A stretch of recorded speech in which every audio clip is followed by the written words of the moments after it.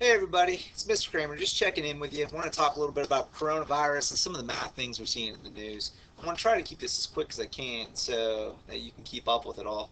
But we talked about a couple big things this year. We talked about normal distribution, right? That was one of those things we talked about as a senior. We talked about that curve, what that means, how it breaks down. We've talked about R naught and herd immunity, right? Those are some things we talked about with juniors and seniors. And then we've also talked about exponential growth. So these are three concepts that we've hit in a year, two of which, these ones right here, and this one right here, that I considered not doing next year. But they are right in the news and all around us every day. So I kind of want to talk about these a little bit. I've been tracking some of this data over the course of the last week, and I want to show you some of the models, and I want to talk about an article I read. So I've been tracking the data right here on this website, this World Health Meter, which tells you like a live update of how many deaths and breakdown per country. And I've been taking this data and plotting it every single day. Today's the 31st of March. So I've been doing this every day. So you can kind of see my model on Desmos right here. We started this with my senior class, one of the senior classes, and we can kind of see. So I put three dates out there, the 21st, the 26th, and the 31st. Those are three dates. I wanted to kind of see how close my model predicted it. This is my model right here. It shows me my R rate of 1.4, or that'd be like a 40% infection rate on top of the base here. But I looked at it, and according to our regression model here, we got 25,000 on the 21st, which would be today. So we're anticipating almost 25,000. I'll update that to see how close we are. On the this would be March. What date would this be? This would be March 26th. So 5 days from now, our model's showing 134,000. And then scary if you go all the way out to the end of the month, we're looking at almost 700,000 people being infected if things don't change. If we continue to grow at the rate that we're growing, and this is what that's kind of showing. We're just on the front end of this. So I want to kind of talk about this. I want to talk a little bit about some of these curves and like, is it really as bad as we think? Let's look at the numbers. I think that's the beauty of math, is that you can look at numbers and not opinions. So, and I thought this article was good because it broke down a little bit of the numbers, and I think that's important. So, just kick back, relax. I want to show you a couple things as we go through this. But this article is called "The Hammer and the Dance," and it's talking about what the numbers show as far as the coronavirus moving forward, and how we could take a strategic approach to solving this. So if you look here, you can see the curves do nothing, straight up, right? Mitigation, which I'll talk about what that is, it curves off a little bit, or this, what they call the hammer and the dance, and I'll kind of explain what this is as well. We're going to come back to this graph, but let's take a look, right? So let's talk about a couple things here. So what I want to talk about is what the current situation is, right? So what options do we have? A lot of this is based off of stuff I've read and this article as well. And one thing that matters now, right? So like, what's the one thing that matters in all exponential growth? Is always time. Time is always the most important thing. And so, what does a good strategy look like, and what kind of impacts would it have in doing that? So let's go back a week, right? 1 week from this is on the 4th. Well, so I guess it's more than a week. It would have been a little more than a week, right? And we're looking at the coronavirus per country. So outside of China, no China in here. Okay, so you can see South Korea is definitely way up in the top. Italy is just now starting to grow, and Iran, and then there's the rest of the world right down here. Virtually nothing. You can't see anything. All right, let's fast forward a week from there. So now we're a couple days ago. So this is on the 18th. So look at us now. Italy is way up here. South Korea is way down here. Germany, France, the US is just starting to take off. Okay, and we're seeing that kind of grow. But notice that South Korea is kind of tailored off, where Italy and everybody else is taking off. So this was that zoomed in portion right here. Right there, that's the zoomed in portion. And you can kind of see what's just happening in the course of a couple days. So I want to talk a little bit about this breakdown, right, and how people have kind of handled this throughout these last couple of weeks, right? So you got two different trains of thought. We've got France, or we got Germany, Spain, France, U.S. all have more cases than Italy has before they did lockdown. And there's a couple other countries, 16 other countries over here that which have already in place a lockdown. Okay, and let's look at the two different trains of thought, right? So Spain and France, they started. So on Thursday, they started making decisions on it, right? Putting different social restrictions on what their timeline is, and you can see that it escalated pretty quick. So from Thursday to the following Monday, everything was shut down, and all the borders were shut down. Even mass transit that stayed open, but a very strict social distancing shutdown, lockout measurements. In the UK and the US, we put that travel ban on the 11th, declared it a national emergency, and then put some suggestions, but no physical enforced actions were put in on that time. And I want to talk about the two different kinds of things, because one is like a lockdown and one is really what we would call mitigation, right? So this is mitigation. So putting restrictions out there but not really following through with enforcements. So let's look at what we can do from this, right? So we have an idea of what it looks like. Now let's talk about options that we have. Okay, so I came across a really cool simulator. Okay, and I'll put the link down below. You'll see it. So it says the infections if we did nothing, right? So what would happen if we had if we did nothing? We just let it run its course. You can see that the infections go super high. We're looking at somewhere 30 million people infected and at least 10 million people dying, right? And this blue is the deaths over time, right? And now you're probably thinking, wow, that's a lot higher than I thought. Now here's some of the data that was put into this to kind of figure out what this model would show. And you're seeing that normal curve, right? We talked about that normal curve in class, and that's expected with just about anything.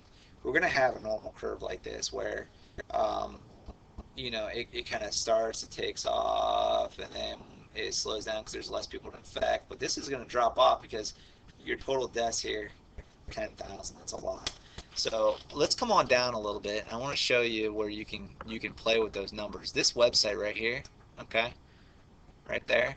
If you go there, you can change these numbers and talk about what would happen in certain models. Okay, so this is a lot higher than what you're probably thinking. So it they're estimating around 10 million people would die if nothing was done, right? So, and that's with a 4% fatality rate, and or I'm sorry, that's, yeah.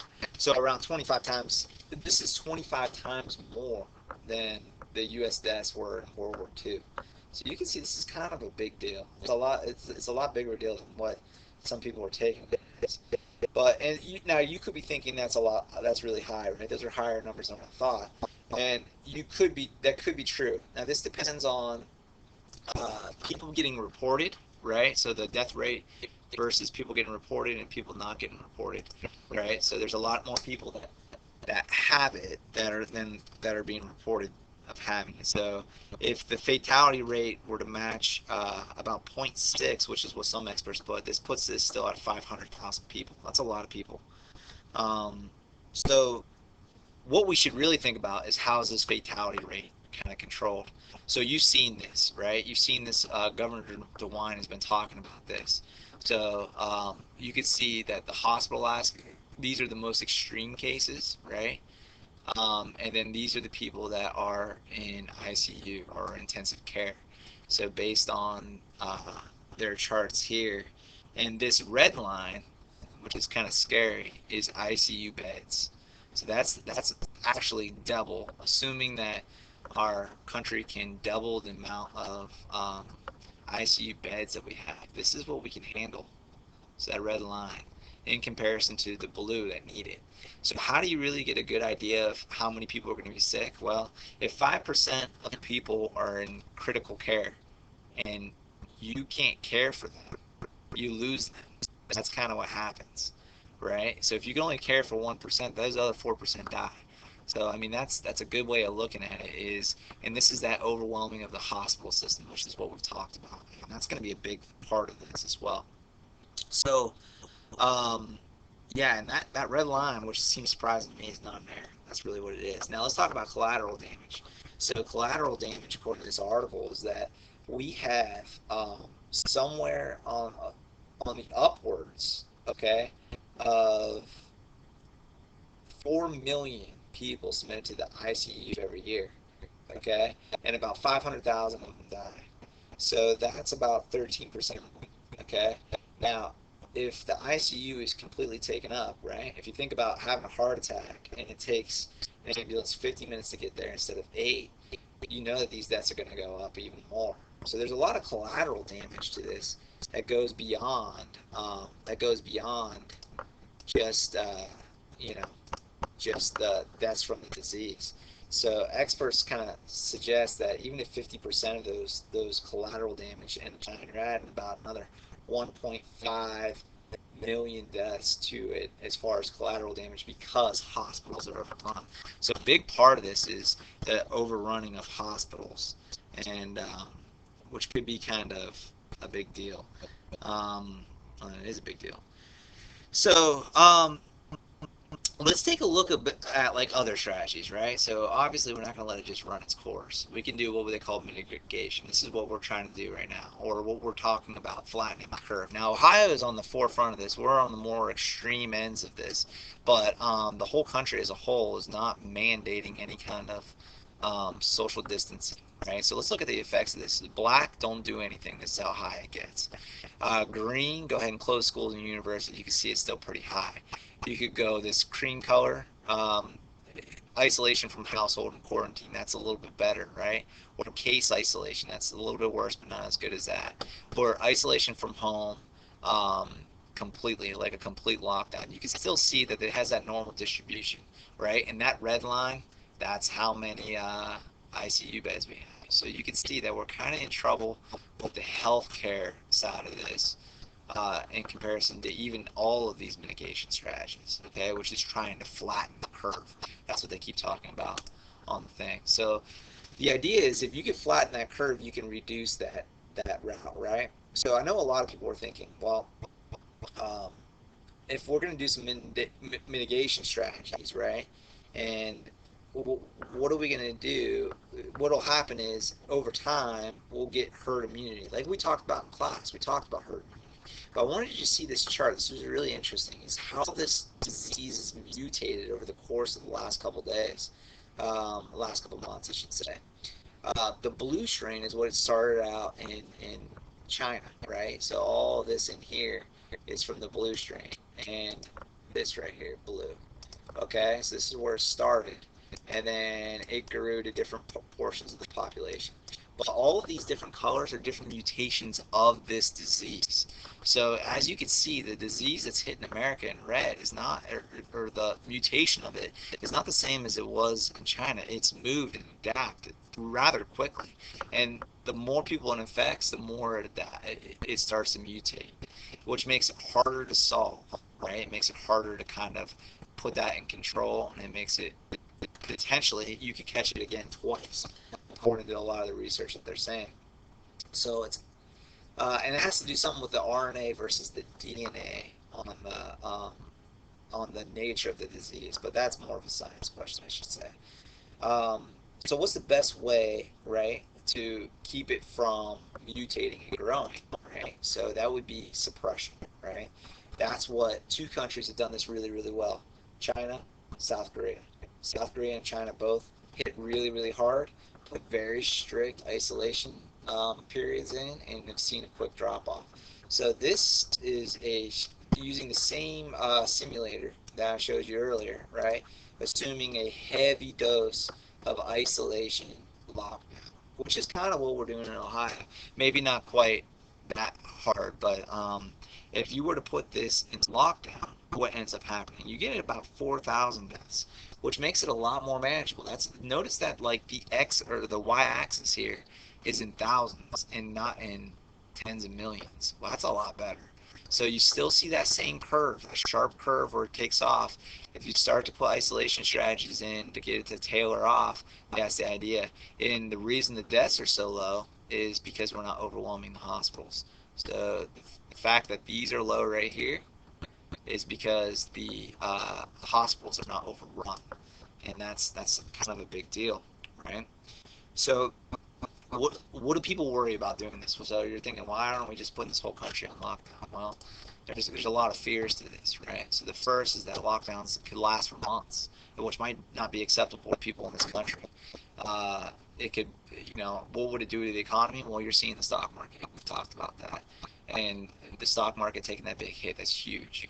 And it might not even solve the problem, because what are you going to do when people start coming back at it? Is it just going to go right back to the infection rate? Well, yeah, it could. So but all of this ignores the value of time. And that's why I want to show you this graph. So if you do nothing, black takes off, everybody gets hit, tens of millions die. Green or orange is let's quarantine for a while. And then, so you can see the timeline here, April to September, school starts getting back in session, and you can see what's going to happen there. Okay, it's going to get overrun again. And this is case and household lockdown. So even if you were to do this, it's going to spike back again. But there's a period of time here in which is important, and you can't underestimate that. And I wanted to kind of talk a little bit about what we could do with that period of time and try to get you the understanding of, if we can kind of get this under control now, what might be able to be done in order to delay this from blowing up. So let's talk about some of that things. So that value of time. What is that value of time good for? So there's a couple things I want you to see here. Okay, so this from the blue here is the number of cases based on the onset of the disease. So from when they actually get infected to day by day, and this is in China, right, in Wuhan. The capital there is Hubei or whatever. Okay, and then the red or the green or yellow is the diagnosis dates, right? So you can see they're a little offset right there, okay? But you can see the blue kind of comes up and comes back down, and so will the red or the yellow. And that's all based on essentially this lockdown of the city. So this lockdown, this 12-day lockdown between cases, you can see it started to plummet pretty quick, and it's turned from exponential to more linear, if not even it's dropped off just about completely in China. So, and you can see the timeline here, which I thought was really interesting, because it kind of gives you an idea of when things happened and the effect of their cases in China. I thought that was a really interesting graph. But you can see that the lockdown actually was pretty effective there. So what can we do with that time, right? So what do you do with that time? So as of today, there's no new cases in China. So they've done a good job of getting that kind of taken care of. But so it not only does it lower the cases, right? It like gives relief on the healthcare system. It reduces the fatality rate during that time. It reduces the collateral damage, which we know also adds to the fatality rate. And it gives the ability for the infected people, like in the healthcare system, to get back to work and get ready to go. So that time shouldn't be underestimated, right? So understanding the true problem is testing and tracing. Right? So this is a big part of what South Korea has done, and that we're kind of behind. We know that there's a lot more cases than it's been reported in the United States, and we're just not testing everybody. So, but if we can use this time to build up capacity for personal protective equipment, vents, ICU beds, that can all help reduce that fatality rate when it does hit. So they have numbers out there that we have less than 100,000 ventilators in our country. That's not even close to the number of people that are going to be infected and need it. Personal protective equipment, we're way under. ICUs, we saw that number, we're way under. So using time gives us an opportunity to kind of get these things checked in. Looking at the speed of the research that they're getting to solve this, they've got a couple drugs they've already been able to diagnose as pretty good candidates, right? So chloroquine is one I've read a lot about, and they have other ones as well. But if you see the number of studies done in the course of those last couple days, I mean, it's an exponential growth, and this will only continue. So it gives us an opportunity to maybe find a vaccine or a cure for it, right? So what does this article suggest, right? So it suggests thinking about it as the hammer and the dance. So this is what they call it. The hammer and the dance is essentially this. The hammer is the suppression period where you lock down, you isolate, you social distance, and the dance is how you handle that time afterwards, right? So we know the lockdown keeps this in check, right? But if this is coming later, how do you handle the dance? And I think the best country to look to for this is China and South Korea, and that's because of what they've been able to do with their time since that. So look at China. So they put it in lockdown. The cases grow. Okay, now this is because people were already infected, and then it starts to drop off. You can see it drops off to the point to where they're completely in control. They actually go back to some production right here. Okay, so it's not forever. It's not a forever kind of lockdown. It's not months. It's weeks, but it's weeks of efficient lockdown. So within 5 weeks, they were completely under control. Within 7 weeks, they had different ways of diagnosing, right? So, and the same thing goes for South Korea. I want to show you the chart on this. So South Korea, same deal. Okay, starts. This patient visits a mega church, and they say that's one of the big blow-ups. The mega church blows up. They go in 3-week isolation. It drops off, and now they're in the dance element of this, right? So the hammer is the isolation. The dance is what we do with that time in between, right? And they've done this without doing mass quarantines. What they've been doing is quarantining sections of the city, testing very frequently, and kind of handling it case by case as it comes up, which has been proven to kind of tail it off that graph. We saw South Korea and how they've controlled that from blowing up, right? Um, so what does it really look like? So what do you do during these times, right? The dance. So the hammer, according to this article, is when you are focusing on building up that healthcare system, right? Getting more personal protective equipment, getting proper testing, releasing all of these things in this time, right? And really reducing the new infections. And then this becomes a dance of trying to keep this in check, right? Hand washing and tightening up when needed. A lot of testing, personal education, hygiene, social distancing, quarantining when you're sick, right? All the goal to keep that R value below 1. And we talked about why that's important that R value is below 1. And we can do this, okay? So the R value, again, if you think back, is how effective it is, right? Or how easily it transmits. If it's over 1, then it's exponential. If it's under 1, it's linear. We can keep that in check. So the goal is to kind of keep this R value under 1. So where is it most effective, right? So look at these. They say that the transmission rate, okay, of this 2.5, which is its R rate right now, okay, is 30% of that is when you don't even have any symptoms. 56% of that is when you have a little bit of symptoms, so cough, all of those things that start to come on. 10% is severe, and that's mostly because people are in the hospital at the time or know that they're sick and they're in isolation. And critical, there ain't nobody going in that room. So you can see this blue chart under here kind of breaks down how contagious it is at different times. And I think you can control some of this. I think you can control, if you look at it, right, you should be able to control this section in here. This and this can all be controlled. Now, there's nothing you can do about this.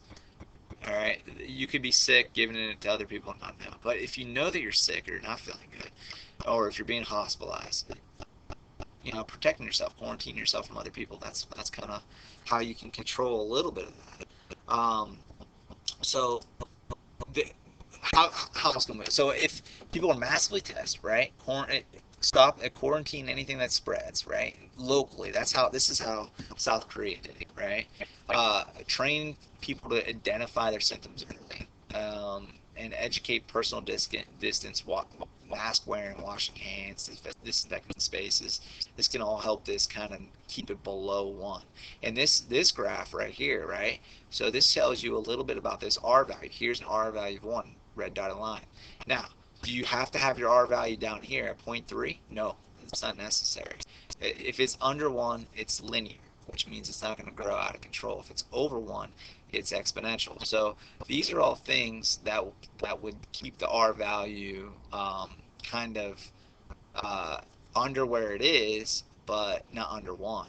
and these are things that would keep it well under 1. So being close to the 1 is okay. We just need to make sure we know where our value of R is. So how does this cost, right? So this is a graph they came up with, which I thought was really interesting. It's how much it reduces the R value, okay? How confident they are it'll reduce the R value. How much this is potentially going to cost our economy per week, and how confident we are in the cost, and what we've already implemented and what we did not. So you can see closing schools and universities. We've done that in Ohio. They're very confident that it'll reduce that R value by 0.15, right? And it's going to cost, let's say, 500 million a week, okay? And their confidence in the cost is pretty medium. So now it's happened in Ohio, but it hasn't happened nationwide, okay? So you can see if you're finding things that are green, right? Aggressive testing, right? They're very confident that'll reduce it by 0.4, and it's going to cost 25 million. So they're pretty confident there, right? So these are just some things that how it affects the economy. I thought it was an interesting graph to kind of share with you guys. But you're looking for the best combination. So some things are not like good things to do, or not practical, right? Closing grocery stores and urgent services, right? They know that that'll work. It'll cost a fortune, and they're not confident on exactly how much that's going to cost. So that might not be a best decision for a politician to make. Okay, so really, when it's all said and done, we're trying to buy some time, right? If you could buy some time, you can control down the spread, and hopefully we can get this in check. So this goes back to that lesson that we had on social responsibility. Do your social responsibility, staying inside, so we can take that curve from going like, oops, so we can take that curve from going like this to going like this, because there's a big difference in people. This is not good. This is good. Okay.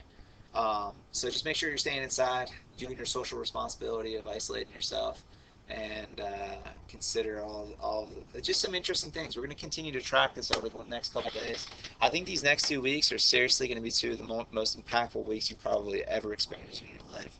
So it'll be really interesting to see how this all plays out. We'll catch up with you guys later. This is just a little bit of my thoughts on it. Interesting article I thought I'd break down for you. All right. Have a good day.